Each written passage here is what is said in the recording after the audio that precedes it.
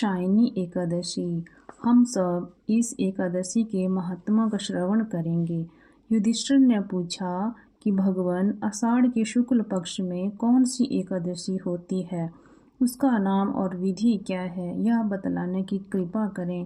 भगवान श्री कृष्ण बोले कि राजन, आषाढ़ शुक्ल पक्ष की एकादशी का नाम शायनी है। मैं उसका वर्णन करता हूँ। यह महान पुण्य में स्वर्ग और मोक्ष प्रदान करने वाली, सब पापों को हरने वाली तथा उत्तम व्रत है। आषाढ़ शुक्ल पक्ष में शायनी एकादशी के दिन जिन्होंने कमल पुष्प से कमल लोचन भगवान विष्णु का पूजन तथा एकादशी का उत्तम व्रत किया है, उन्होंने तीनों लोकों और तीनों सनातन देवताओं का पूजन कर लिया।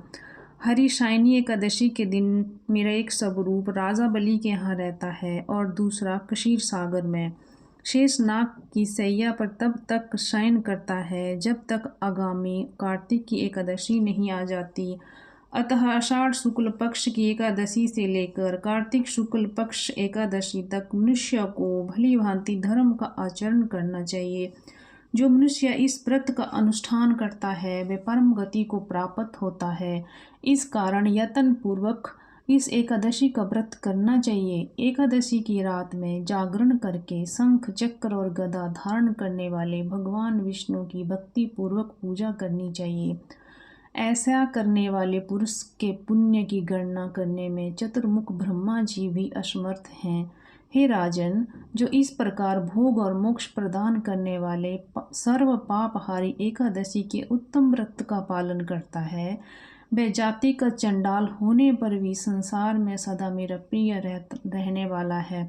जो मनुष्य दीपदान, पलाश के पत्ते पर भोजन और व्रत करते हुए चौमासा व्यतीत करता है, वे मेरे प्रिय हैं। चौमासी में भगवान विष्णु सोए रहते हैं, इसीलिए मनुष्य को भूमि पर शयन करना चाहिए। सावन में शाक, भादों में दही, कवार में दूध और कार्तिक में दाल का त्याग कर देना चाहिए। जो चौमासी में ब्रह्मचर्य का पालन करता है वह परम गति को प्राप्त होता है। राजन, एकादशी के व्रत से ही मनुष्य सब पापों से मुक्त हो जाता है। अतः सदा इसका व्रत करना चाहिए, कभी भूलना नहीं चाहिए। शायनी और बोधनी के बीच में जो कृष्ण पक्ष की एकादशियाँ होती हैं, यहाँ पर इस एकादशी का महत्व समाप्त हुआ। अब हम थोड़ी जानकारी लें कि इस एकादशी से चतुर्मास यानी 4 महीने ये ना हमारी उपासना का समय होता है। तो चतुर्मास के ऊपर मैंने वीडियो बनाया है, देख लीजिएगा। जो भी नियम हम लेंगे वह अनंत गुना होकर हमें पुण्यदायक होता है। हरि शायनी एकादशी पर शास्त्रों ने वर्णन किया है कि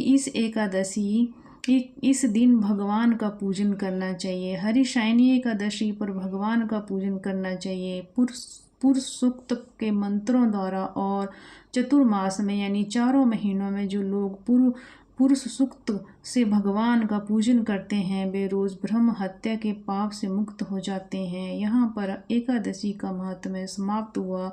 औरों को भी शेयर कर देना। हरे कृष्ण।